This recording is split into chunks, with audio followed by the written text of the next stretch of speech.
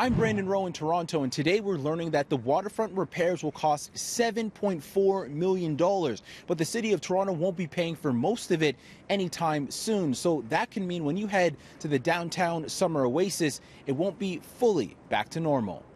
Documents show the preliminary budget for this year only includes $2 million for these flood repairs, with the rest of the work being put off until at least 2019. That has at least one city councillor up in arms.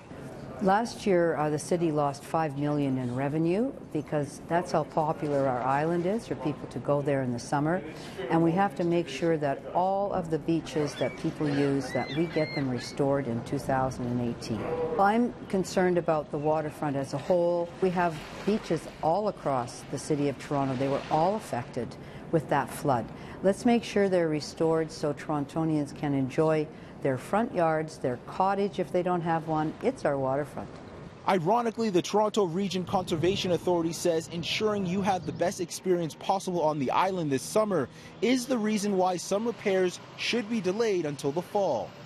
As our crews go out over the next several months investigating the shoreline to figure out what has happened over the winter months, as well as assessing what the damage has been over 2017, if any emerging issues are identified, I can assure you that the City and the TRCA will work very, very closely and very quickly to address those issues. So whether it's in the $2 million that's been presented in budget, we'll make sure that those repairs are fixed and that visitor experience is not hindered.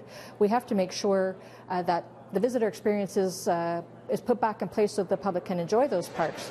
But when we do our shoreline work, it is very heavy equipment intensive, and that is also deters from visitor experience. So we want to make sure that those repairs are done after the summer, and they can be done very quickly in the fall, and that's when the lake is usually a little bit lower as well. So it works best for us to do those repairs in the fall.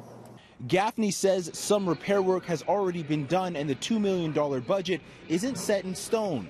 That's because the lake level is still so high, so they haven't been able to investigate all of the damage. A damage priority list for 2018 and 2019 is expected to be released later this fall. In Toronto, Brandon Rowe, City News.